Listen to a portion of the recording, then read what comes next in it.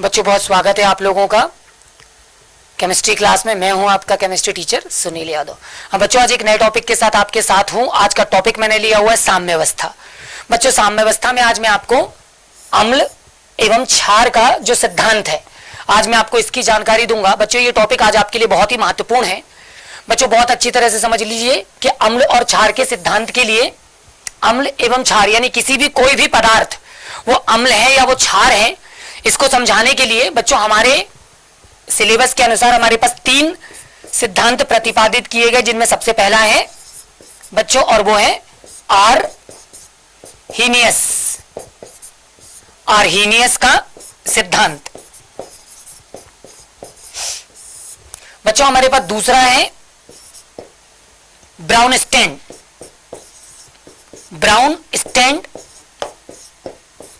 एवं लॉरी का सिद्धांत। और बच्चों तीसरा और महत्वपूर्ण है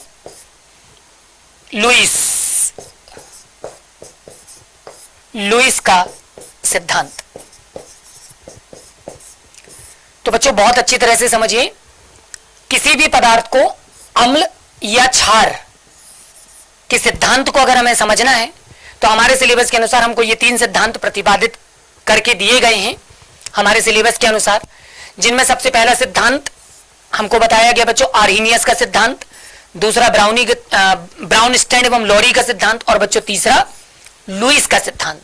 तो मैं आपको सबसे पहले आर्हीनियस के सिद्धांत पर ले चलूंगा। तो बच्चों आर्हीनियस के बारे में समझिए।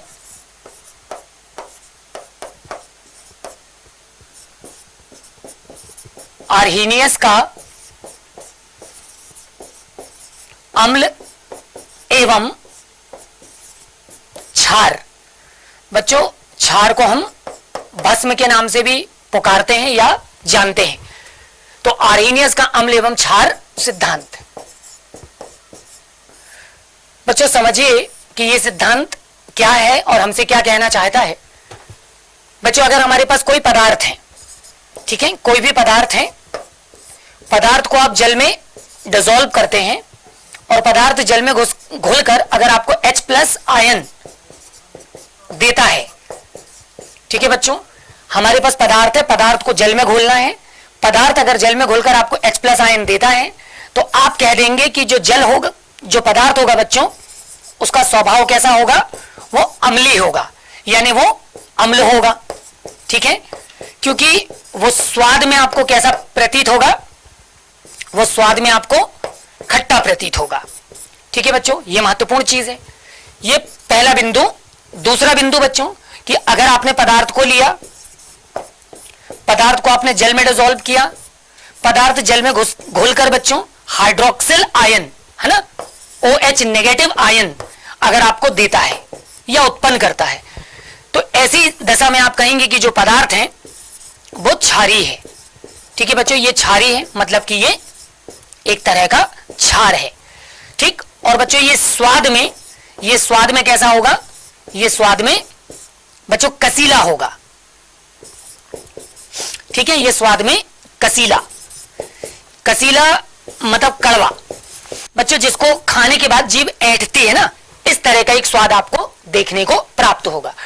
तो बच्चों इस तरह की ये जो डेफिनेशन हमारे सामने आई, ये डेफिनेशन आर्हीनियस के सिद्धांत के अनुसार आई, ठीक है बच्चों। आर्हीनियस का एक ड्रॉबैक बना और वो ड्रॉबैक था कि जब हमने जल को लिया HOH को और जल को सामान्य ताप से 25 डिग्री सेल्सियस ताप पर गर्म किया, तो जो जल है ये H+ और OH नेगेटिव आयन में ही वियोजित हो गया, ठीक है। तो बच्चों जल में H+ और OH नेगेटिव यानी प्रोटॉन और हाइड्रोक्सिल दोनों ही तरह के आयन मिले। तो वैज्ञानिकों ने यह आशंका जताई कि अब इसमें अम्ल और क्षार दोनों के गुण होने चाहिए, जबकि बच्चों जो जल है ये कैसा होता है, ये विद्युतः उदासीन होता है, यानी इसमें किसी भी प्रकार का अम्ल और क्षार का जो गुण है वो नहीं पाया जाता, ये विद्युतः उदासीन होता है। अब आर्हीनियस के सामने ये समस्या थी कि वो इसको बहुत अच्छी तरह से एक्सप्लेन नहीं कर पाए। अब समस्या क्या थी, तो फिर पुनः दूसरे वैज्ञानिक आए ब्राउनस्टैंड और लॉरी, और बच्चों उन्होंने अपना सिद्धांत प्रतिपादित किया। तो दूसरा सिद्धांत वो है ब्राउन स्टैंड, और उनकी सहयोगी थी बच्चों लॉरी। तो बच्चों इन्होंने बताया कि पदार्थ को आपने लिया, ठीक है, ध्यान दीजिएगा बहुत अच्छी तरह से।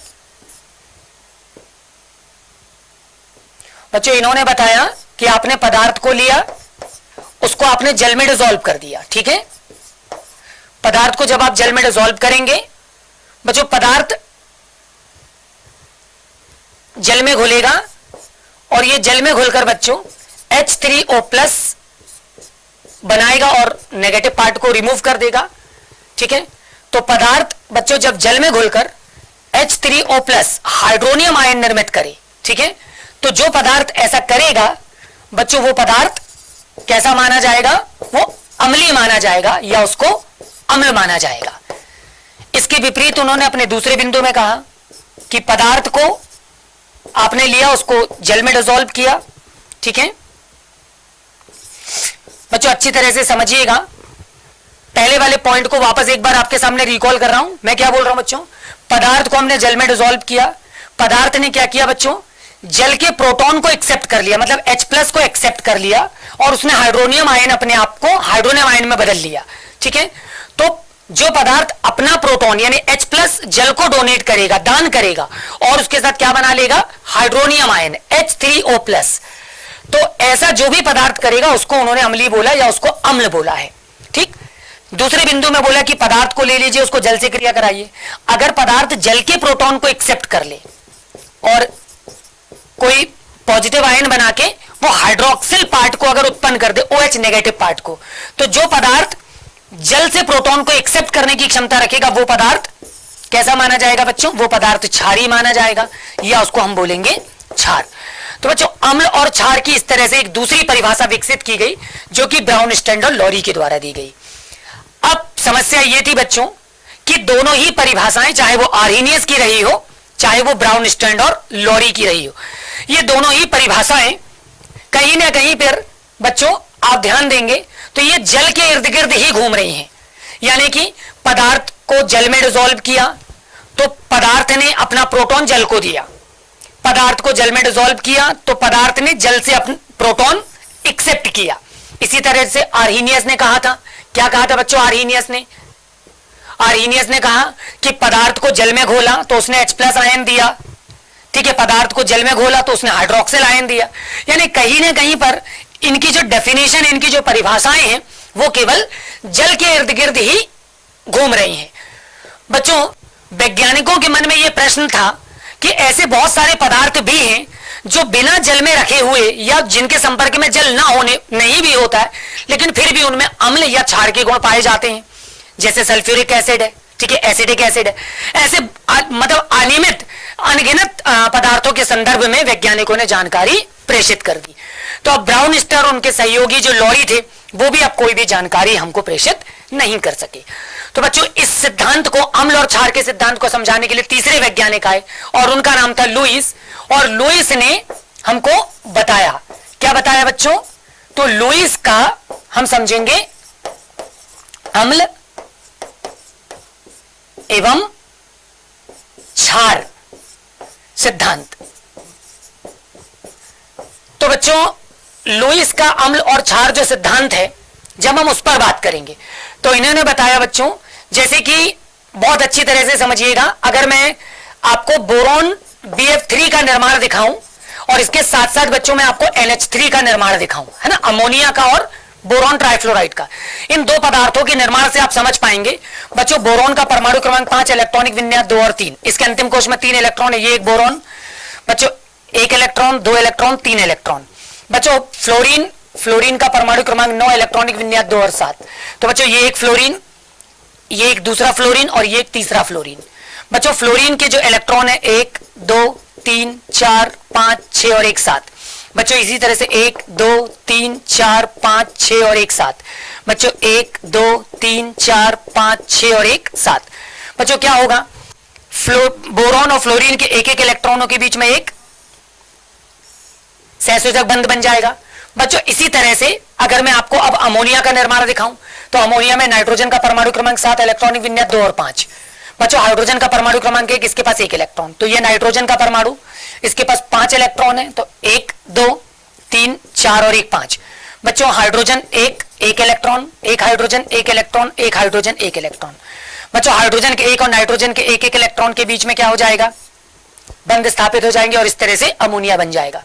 बच्चों फाइनली जब हम इन दोनों कंपाउंडों की तुलना करेंगे तो हम यहां पर देखेंगे कि हमारा जो पहला कंपाउंड है बोरॉन ट्राइफ्लोराइड, तो बोरॉन ट्राइफ्लोराइड में एक बोरॉन और फ्लोरीन के परमाणुओं के बीच में जबकि 3 सहसंयोजक बंध बने, तो कितने इलेक्ट्रॉन है कुल, 1 2 3 4 5 6।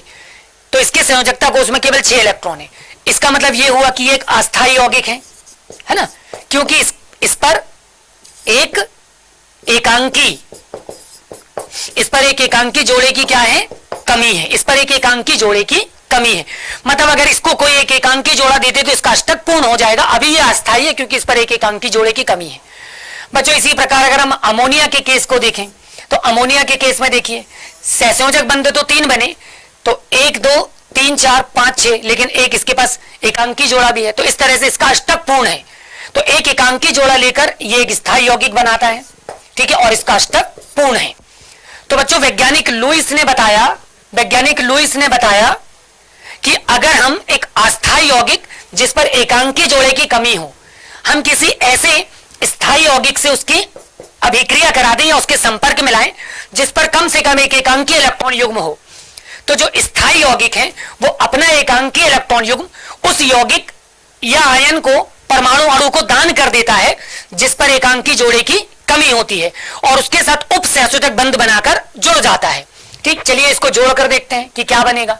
बच्चों जब हम देखेंगे एक नाइट्रोजन, ठीक है, जो कि अपना एकांकी जोड़ा किसको दान करेगा बच्चों, बोरॉन ट्राइफ्लोराइड को, और इस तरह से वो BF3 को अपना एकांकी जोड़ा दान कर देगा। ठीक है, तो बच्चों उन्होंने ये भी बताया कि जो दान करेगा उसको हम बोलेंगे दाता, और जो ग्रहण करेगा उसको हम बोलेंगे ग्राही। ठीक है, वैज्ञानिक लुईस के अनुसार बच्चों ये जो बंध स्थापित होगा ये उप सहसंयोजक है, उप सहसंयोजक बंध है।